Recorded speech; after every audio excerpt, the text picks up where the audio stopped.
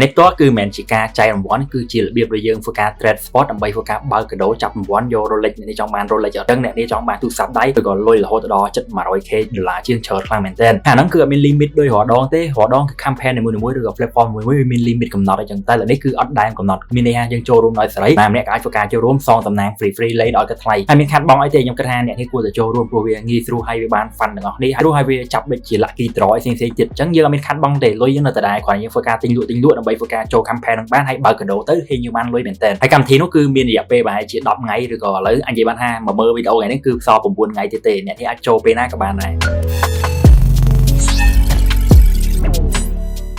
រថ្ងៃនេះផ្ទាល់គឺខ្ញុំនឹងនិយាយតាក់ទងពីទីផ្សារ Bitcoin មិនថាយើងនិយាយតាក់ទងពីរបៀបក្នុងការយកកាដូច្បាប់រង្វាន់ 100k យើងឬក៏ទូរស័ព្ទដៃឬក៏ទូរស័ព្ទដៃឬក៏នាឡិកា Rolex អីផ្សេងៗទៀតផងដែរអញ្ចឹងកុំឲ្យខាត់ពេលយូរឥឡូវខ្ញុំធ្វើការបើក home screen អ្នកនាងមើលហ្មងអូខ្ញុំភ្លេចខ្ញុំបិទលុយមួយសិនអូខេឲ្យអ្នកនាងមើលឃើញតាក់ទងពីបញ្ហាមួយចំនួនសិនអញ្ចឹងនៅពេលដែលយើងចូលដល់ home screen យើងនឹងឃើញ campaign ជាច្រើនអ្នកនាងឃើញ campaign ច្រើនមែនតើអញ្ចឹងអ្នកនាងគ្រាន់តែធ្វើការចុចជាប់កន្លែង campaign គឺដូចខ្ញុំនិយាយអញ្ចឹង 100k ដែលគេឲ្យលុយ free យើង OKX ពីច្រើនចែកលុយអ្នកនាង free មែនតើសារ exchange ហ្នឹងគឺ rate ខ្លាំងមែនតើអញ្ចឹងយើងគ្រាន់ធ្វើការចុចតែកន្លែង100,000ឬក៏ 100k ដុល្លារហ្នឹងទៅអញ្ចឹងនៅពេលយើងចុចអ្នកនេះឃើញគឺនៅសល់រយៈពេល9ថ្ងៃ15ម៉ោងឬក៏7នាទីផ្សេងៗទៀតអញ្ចឹងបើសិនអ្នកនេះមើលវីដេអូហ្នឹងក៏វានៅសល់9ថ្ងៃជាងដែរអញ្ចឹងរង្វាន់ដូចខ្ញុំមិនមែននិយាយលេងគឺគេនាឡិកា Rolex មួយទៀតគឺ iPhone 16 Pro Max ហើយមួយទៀតរង្វាន់យើង up to 200 USDT អញ្ចឹងពីច្រើននេះបើរង្វាន់ទៅគឺអ្នកនេះទទួលបានលុយ free អត់គិតថ្លៃហើយបើសិននិយាយរឿងនាឡិកាវិញគឺគេឲ្យ Rolex គឺគេមិនឲ្យបន្តិចរៀងថ្លៃជាងនេះបន្តិច $10,000 ឡើងលើគឺបើសិន Rolex របស់ខ្ញុំអីគឺត្រឹមតែ 40,000 ជាងឬក៏សេរីពួក Day តែអញ្ចឹង Rolex ដែលគេឲ្យហ្នឹងខ្ញុំអត់ដឹងតម្លៃប៉ុន្មានទេខ្ញុំគិតថាវាមិនច្រើនទេប្រហែលជាធំ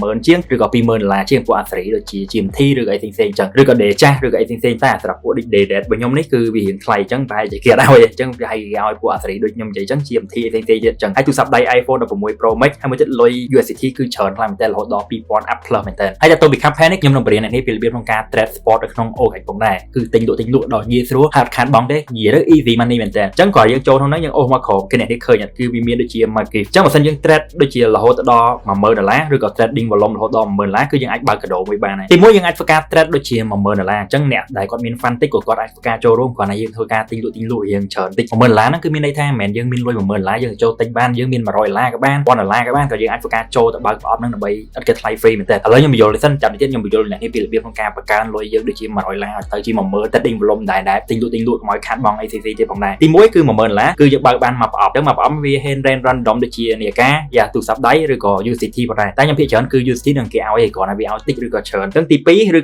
ឺគេឲ្យយើងរហូតដល់ trade រហូតដូចជា $50,000 USDT អញ្ចឹង $50,000 គឺយើងបើកបាន2ប្រអប់ងាយស្រួល easy មែនតើហើយ volume គឺវា count ចាប់ផ្ដើមនៅពេលអ្នកនេះធ្វើការចូលទៅក្នុង OKX គឺរាល់ពេលអ្នកនេះធ្វើការទិញលក់ឬ trade អីផ្សេងៗគឺវានឹង count ហើយទី3ហ្នឹងគឺដូចជា $100,000 ជាងគឺអ្នកនេះបើកបានរហូតដល់3ប្រអប់អញ្ចឹង ហេងសយអ្នកនេះគឺ easy money មែនតើហើយមួយទៀតគឺមិនមែនមានត្រឹមតែលុយច្រើនប៉ុណ្្នឹងទេអ្នកនេះ trade តែ $100,000 ក៏បានដែរគាត់ថា $100,000 ហ្នឹងគឺសម្រាប់អ្នកដែលគាត់មាន account ថ្មីឬក៏ register ក្នុង referring ថ្មីនិយាយទៅ account ថ្មីគឺអ្នកនេះអាចធ្វើការចូលរួមបានអញ្ចឹងអ្នកអា $100,000 ហ្នឹងគឺអ្នកនេះគេខាងក្រោមនេះអញ្ចឹងដោយសារ account ហ្នឹងគឺជា account ចាស់អញ្ចឹងមិនអាចធ្វើការចូលរួមបានគេវាដាក់អត់ឲ្យចូលរួមទេអញ្ចឹងបើសិនអ្នកនេះ account ថ្មីគឺអ្នកនេះអាចធ្វើការចូលទៅ trade ដើម្បីអាចចូលរួមបានអញ្ចឹងងាយស្រួលមែនតើ easy មែនតើហើយ promotion ទី2នេះក៏អ្នកនេះអាចធ្វើការចូលរួមហ្នឹងបានតែគ្រាន់តែខ្ញុំគិតថាវាពិបាកមែនតើដោយសារអ្នកនេះត្រូវការលុយច្រើនដើម្បី deposit ចូលក្នុងហ្នឹងតែខ្ញុំសួរចិត្ត skip វាចោលព្រោះវាគិតថាវាអត់សូវសំខាន់មែនទេសម្រាប់យើងអស់នេះអញ្ចឹងខ្ញុំសួរកាត់ធ្វើ campaign នៅខាងលើដែលយើងបើកកាដូវិញល្អជាងព្រោះស្អែកយើងមានលុយ $100,000 ឬក៏ $1,000 យើងអាចធ្វើការធ្វើវាដើម្បីចូលរួមវាបានដែរអញ្ចឹងឥឡូវយើងកន្លែងមកលើវិញគឺដើម្បីធ្វើការចូលរួមវាឧទាហរណ៍អ្នកនេះមានលុយ 100 USDT ឬក៏ $1,000 USDT យើងធ្វើម៉េចដើម្បីឲ្យបាន trading volume ច្រើនឬក៏រហូតដល់ $10,000 យើងគ្រាន់ធ្វើការចុចកន្លែងពាក្យដំបូងខ្ញុំធ្វើការចុច join ខាងលើសិនតែខ្ញុំធ្វើការចុចហើយបើសិនអ្នកនេះអត់ទាន់ចុចទេអ្នកនេះអាចធ្វើការចុច join ទៅបន្ទាប់មកចាំយើងធ្វើការទៅ trade ដើម្បីយក volume វាច្រើនអញ្ចឹងយើងធ្វើការចុចកន្លែងពាក្យ trade now ហ្នឹងមក trade now ហ្នឹងមិនមែន trade future អ្នកនេះអាចធ្វើការ trade spot សារ trade future trade មិនបាន volume ប៉ុណ្ណឹងគឺវាអត់ដូចយើង trade spot ទេ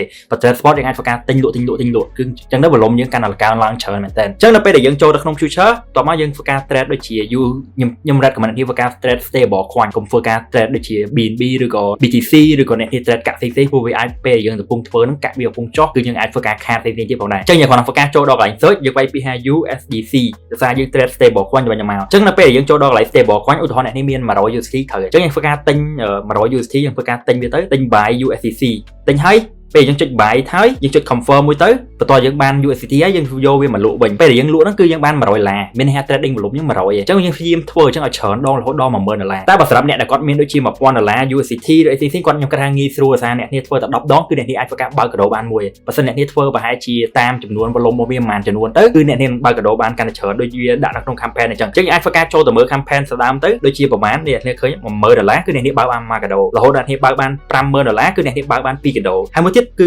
$100000ឬក៏100kគឺអ្នកនេះបើកបាន3កាដូអញ្ចឹងអ្នកនេះអាចធ្វើការ trade ទៅញមកបាយលក់ទៅសម្រាប់អ្នកដែលគាត់ចង់ធ្វើការចូល campaign ផ្សេងៗទៀតផងដែរអញ្ចឹងបើសិនជាអត់ទាន់មាន account OKX អាចធ្វើការទៅមើលវីដេអូរបស់ខ្ញុំមួយតែនៅក្នុង YouTube channel របស់ខ្ញុំអ្នកនេះអាចធ្វើការចូលទៅក្នុង YouTube channel របស់ខ្ញុំទៅចូល playlist ទៅគឺនេះនឹងឃើញវីដេអូតាក់ទងពី OKX ផ្សេងៗហើយខ្ញុំព្យាយាម upload វីដេអូជាច្រើននៅក្នុងនឹងផងដែរតាក់ទងពី tutorial ពីរបៀបក្នុងការ trade spot របៀបក្នុងការ trade future គឺនេះអាចធ្វើការបានហើយសម្រាប់អ្នកដែលគាត់នៅអាណាចក្រ crypto របស់យើងគាត់បើកតាម signal យើងក៏គាត់អាចធ្វើការមើលវីដេអូនៅក្នុង playlist នេះមកដែរព្រោះតែពីច្រើនគឺក៏ខ្ញុំ trade នៅក្នុង OKX ដែរនិយាយចំខ្ញុំមិន trade OKX ខ្ញុំ trade អញនិយាយថាខ្ញុំ trade ច្រើន exchange មែនតើដូចជា Binance OKX Bybit ក៏ខ្ញុំធ្វើការ trade ទៅវិញមកឬក៏ Bitget ផងដែរខ្ញុំ trade random មែនតើអញ្ចឹងវីដេអូនេះគឺមានតែប៉ុណ្្នឹងទេហើយ Friday night របស់យើងហើយខ្ញុំសង្ឃឹមថាខ្ញុំនឹង bring វីដេអូកាន់តែច្រើនចែកជូនអ្នកនាងនៅក្នុងខែនេះឬក៏ព្យាយាមធ្វើអ្វីដែលអាចធ្វើបានព្រោះខ្ញុំក៏រវល់ដែរនៅក្នុងខែនេះហើយខ្ញុំក៏ព្យាយាមឲ្យ signal នេះតែអ្វីដែលខ្ញុំអាចធ្វើបានខែនេះ signal យើងដូច720ជាងហើយ510ជាង510ជាងហើយ stop loss យើង SL របស់យើងមានមួយគត់មែនតើ TP របស់យើងគឺមានច្រើនដំណាក់កាលច្រើនមែនតើអញ្ចឹងព្យាយាមធ្វើអ្វីឬក៏ take opportunity តែអ្វីយើងអាចធ្វើបានសូមជម្រាបលាគ្នា see you inside អាណាចក្រ crypto